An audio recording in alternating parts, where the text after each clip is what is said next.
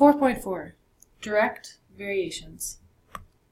Variations are relationships between two variables. We're talking about the relationships between dependent, which go with our y-axis, which is up and down, and our independent, which is our x-axis, which is left to right, it's horizontal. Variable is an idea that can have a varying numerical value. So something like the number of ice cream cones sold in a various temperature. If it's hotter outside, chances are you're going to be selling more ice cream cones. If it's colder, you're probably going to be selling less. These relationships can be expressed in a variety of ways. Words, equations, table of values, and a graph. So direct variations always have two variables. Okay, usually we say x and y, but sometimes we name them something different if that's what the specific context suggests, and one number called slope, or we can call it the constant of variation.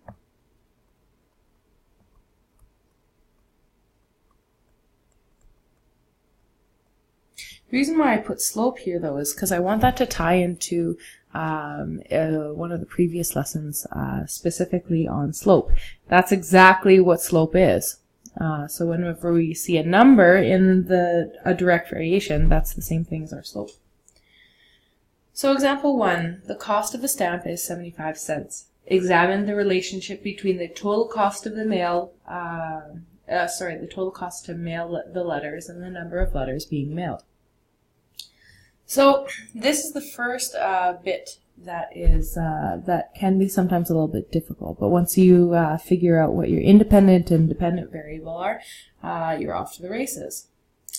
Now, if I were to say, there are lots of different ways that we can say this. I can say, I only have $3. How many stamps can I send?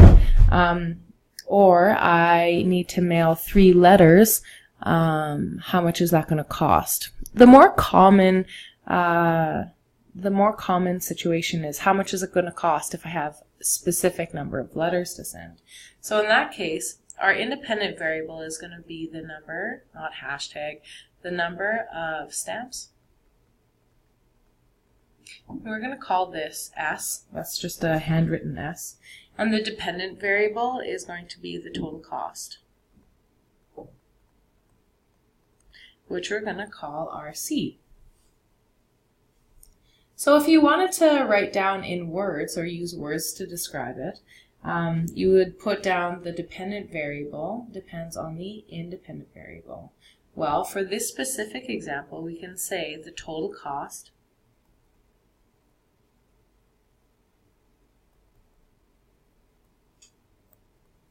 depends on the number of stamps.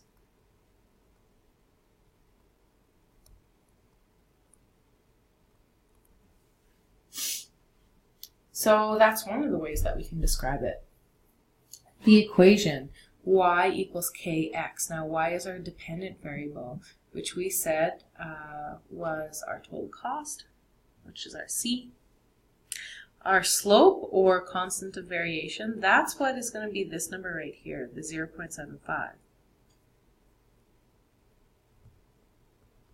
And the x, the independent variable, is going to be our S.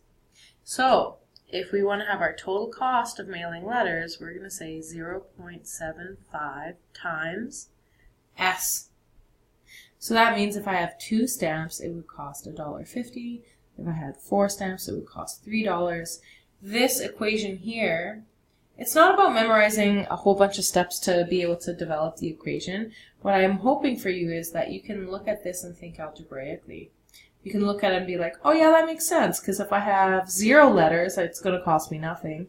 Or if I have 1 stamp that I need to buy, it's going to be 75 cents. You can do your own checking.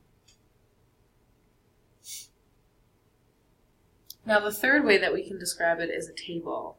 So we always put our independent on the top and we put our dependent on the bottom. Just to give me a little bit more space, I'm going to show you a different orientation here. I'm going to do it vertically. In this case, we would say that this would be our S, that's our independent, and our cost. And I'm just going to put in brackets here 0.75 times S. Oh, I should match my brackets actually. So if I mail 0 letters, the cost is going to be 0. If I mail 1 letter, that is going to be 0.75 times 1, which is 0.75. If I mail 2 letters, it's going to be 0.75 times 2, which is going to be 1.50. I'm going to keep it to 2 decimal places because it's money. If I have 3, it's going to be 0.75 times 3, which is going to be $2.25. And 4, 0.75 times 4 is going to be $3. So this right here is our table. Done. To make ourselves set up nicely for the next kind of stage, I'm going to put my coordinate points. So that means that independent and dependent, that's going to be 0, 0. This point is going to be 1, 0.75. This one is going to be 2, 1.50.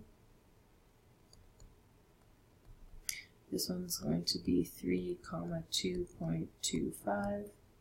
This one is going to be 4, 3.00. All right, so in order to graph, we need to make sure that we write down our, label our axes properly. So the independent, which is our horizontal, is going to be S, and our vertical is going to be C. That's our cost. Now let's pay attention to how we label this here. I'm going to go up 0 and then 1, 2, 3, 4, 5, 6.